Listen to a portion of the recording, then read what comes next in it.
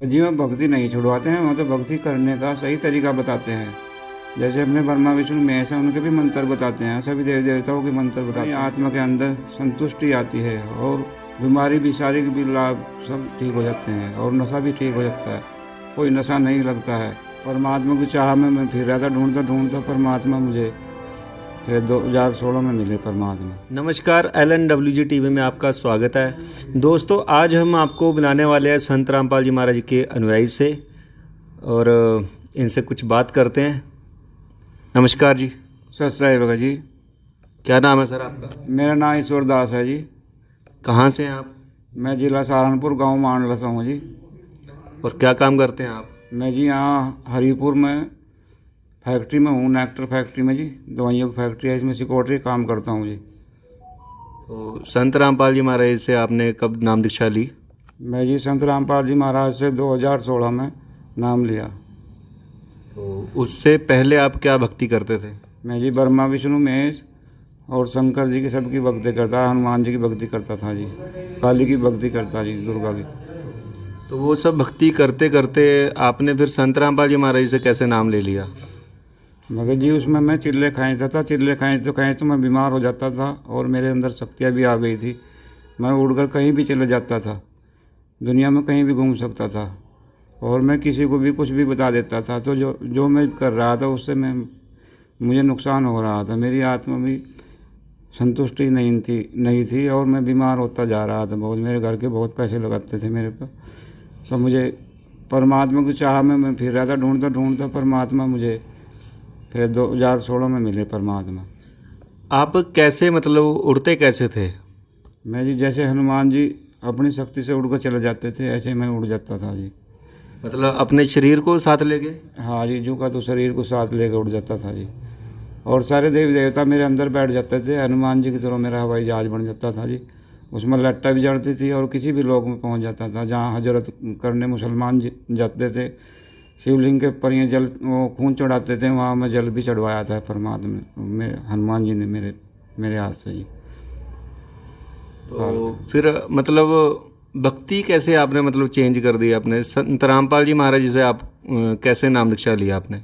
मैं जी एक साल ऐसा आया जो आखिर में मैं ऐसा कोई 2015 की बात है जी। तो मैं दुर्गा का चिल्ला खींच रखा था हनुमान जी का। तो जी मेरे अंदर दुर्गा की शक्ति आई। मेरी माँ गुजर गई थी तो उसके रूप में आई वह, कहने लगी मैं चेत अवस्था में पड़ा हुआ था जी। रात के 10 साढ़े 10 बज रहे थे। तो मेरी आत्मा कहीं और घूमती फिर रही थी। तो जी जैसे ही मेरे पास आई वह, मेरी माता जी की मम्मी के रूप में मुझे कहेंगी मेरे बच्चों को कितनी इतनी कष्ट दे रखी। तो मुझे दिखने लगी, मुझे गोद में लेकर बैठ गई, रोने लगी कि मेरे बच्चों को कितने ऐसी दिखाई। तो मैं उससे कहा, मैं कहा माता तो मुझे एक बात बता, मैं जब तुझे माता मान रहा, मैं तेरी भक्ति भी कर रहा, तो वो पिता कहाँ है जिसकी मुझे तलाश है। कहने लगे बेटे तेरे 3 जन्म हो चुके हैं इस घर में। और तो एक बार अपने बाप का भाई भी था, उसमें डूब के मर गया था।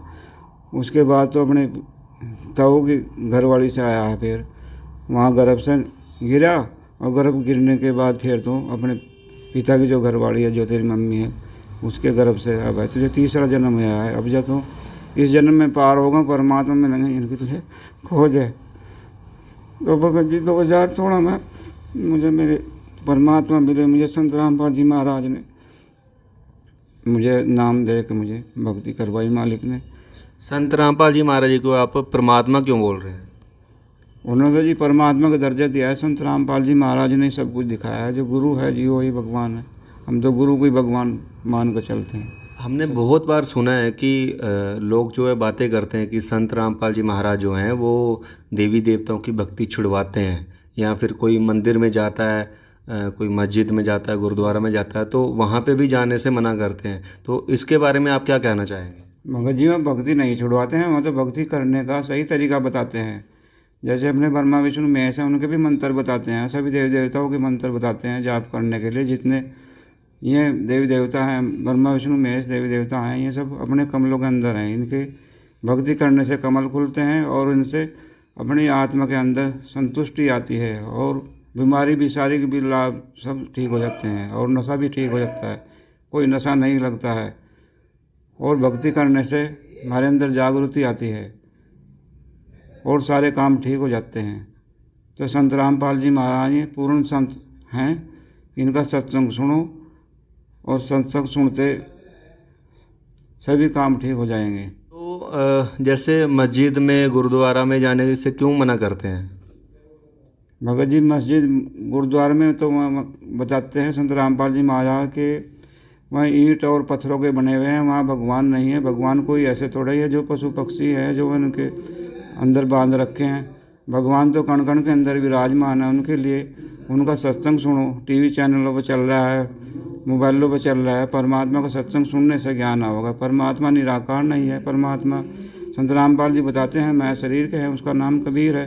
वो तो अपने सदग्रंथ में लिखा है, कुरान शरीफ में, बाइबिल में और गुरु ग्रंथ साहब में, सब में लिखा हुआ है, गीता जी में भी लिखा हुआ है। अगर किसी ने संत रामपाल जी महाराज का सत्संग सुना हो तो कैसे सुन सकते हैं? संत रामपाल जी का सत्संग सुनने के लिए जी टीवी पर चैनलों पर सत्संग चल रहा है, उसमें पीली पट्टी चलती है नीचे एक, उसमें संत रामपाल जी महाराज के फ़ोन नंबर भी दिए हैं। वहाँ से जुड़ने के लिए सत्संग में नाम भी ले सकते हैं और सत्संग भी सुन सकते हैं। ठीक है सर, धन्यवाद।